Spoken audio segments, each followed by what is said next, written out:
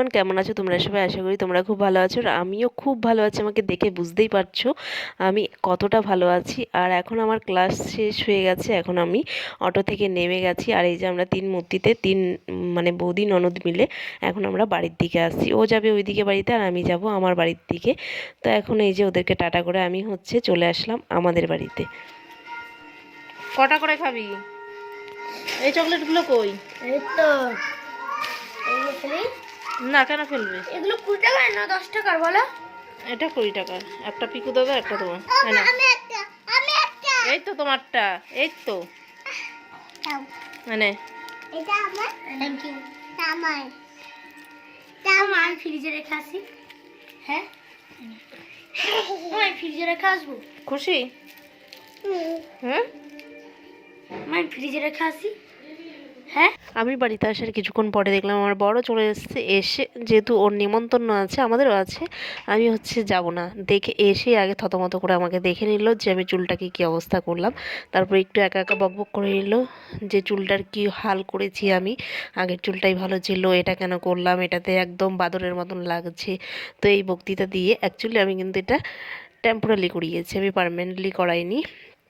কারণ আমি যেহেতু পার্লারের কাজ শিখছি, ওই জন্য আমার চুলে আর কি দেখলো, যেহেতু আমার কার্লি চুল ছিল ওই জন্য আমার চুলের ওপরেই ট্রাই করলো। তারপরে এই যে বর চলে গেল, তারপরে আমরা দুই যা মিলে একটু গল্প করলাম আর একটু মেহেন্দি পরে নিলাম।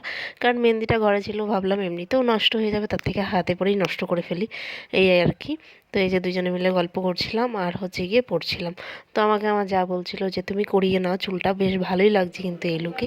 আর আমার বর তো কিছুতেই রাজি হচ্ছে না, তার জন্য আমি করতেও পারছি না, এই আর কি। তো করবো না। এদিকে দেখো গল্প করতে করতে আমার কিন্তু মেহেন্দি পড়াটাও কমপ্লিট হয়ে গেছে। চলো এখন তোমাদেরকে ফাইনাল লুকটা দেখিয়ে দিলাম, কেমন লাগছে অবশ্যই কমেন্ট করে জানিও। আমার অনেক দিনের ইচ্ছা ছিল যে আমি একটু চুলটা কীরকম করব, ফাইনালি আজকে করেই ফেললাম। অনেক দিনের ইচ্ছা পূরণ করলাম আর কি বলতে পারো। যেহেতু পার্মানেন্টলি করাইনি, টেম্পোরারি করিয়েছি, দেখলাম আর কি কেমন লাগছে। আমার তো সত্যি কথা বলতে খুবই ভালো লাগছে, কিন্তু আমার বর কিছুতেই রাজি হচ্ছে না। বর বলছে কালকে 1 বালতি জল ঢেলে দেবো মাথায়, যেহেতু চুলটা যেন আগের মতনই হয়ে যায়। ও কেন জানি না আমার চুলের প্রতি ওর এত হিংসা, বুঝতে পারি না।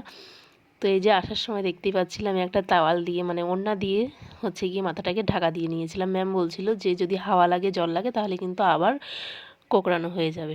তো এই যে কিছুক্ষণ রাখলাম আর তোমাদের সাথে একটু শেয়ার করলাম, কেমন লাগছে অবশ্যই কিন্তু জানিও কমেন্টে।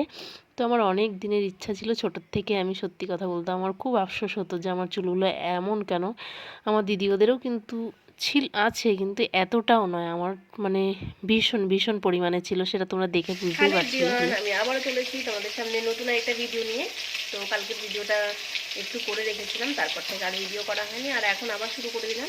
কারণ সকালবেলাটা অনেক মানে কাজ থাকে, ছেলের আঁকা থাকে, তো সেইগুলোকে গিয়ে খাইয়ে দাইয়ে কমপ্লিট করে ওদেরকে পাঠিয়ে দিয়েছি। তারপরে আমরা গেছিলাম বাজারে, আজকে দুই যা মিলে বাজারে গেছি, সেগুলো আমাদের সাথে শেয়ার করিনি, ফোনে চার্জ ছিল না, তার জন্য ফোনটাকে চার্জে বসিয়ে দিয়ে গেছিলাম বাজারে। তো বাজার থেকে এসে এই যে যা কাটাকুটি করে দিয়েছে, এখন আমি গিয়ে রান্না বসাচ্ছি। তাই ভাবলাম চলো তোমাদের সাথে ভিডিওটা শুরু করি। আজকে কি কি করছি না করছি সারাদিনে সমস্তটাই কিন্তু তোমাদের সাথে শেয়ার করব। তাই এখন আমি এই যে রান্না বসিয়েছি, এখন করব। আজকে মাংস আনলাম না, কারণ সামনেই ছেলের জন্মদিন আছে, আর মাংসটা ওর একটু গ্যাসের সমস্যা আছে, এই জন্য ভাবলাম মাংসটা করবো না এই সপ্তাহে। তো এই জন্য ভোলা মাছ নিয়ে এসেছি আর কাঁটাপোনা মাছ নিয়ে এসেছি, মাছের ডিম নিয়ে এসেছি, আর সব থেকে আরেকটা জিনিস সেটা মানকচু নিয়ে এসেছি। মানকচুটা অনেক দিন ধরেই খাওয়া হচ্ছে না, তাই ভাবলাম আজকে মানকচু বাটা করব। তো সেটাই করবো আজকে, এই রান্না করব, আর কিছু করব না। তো চলো এখন রান্না করি। আর আমার এই হেয়ার স্টাইলে কেমন লাগছে, অনেক দিনের স্বপ্ন ছিল।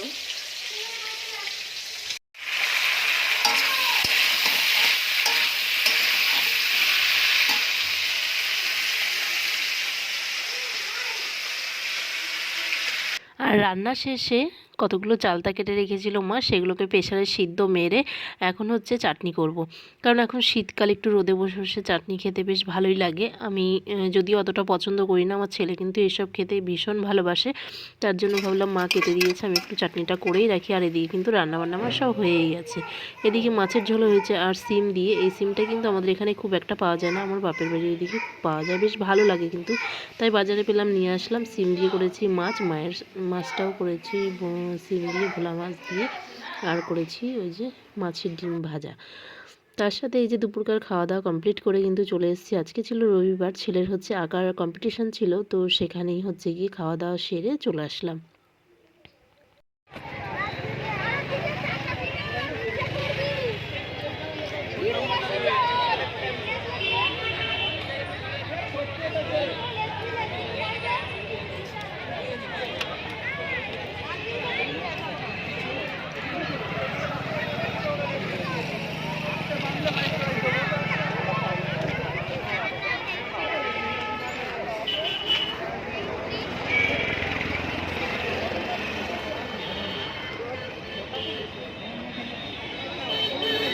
ভেবেছিলাম তোমাদের সাথে সব কিছু শেয়ার করব। আজকে যেহেতু আমি বাড়িতে ছিলাম, ছুটিও ছিল আমার, সব কিছু তোমাদের সাথে শেয়ার করব।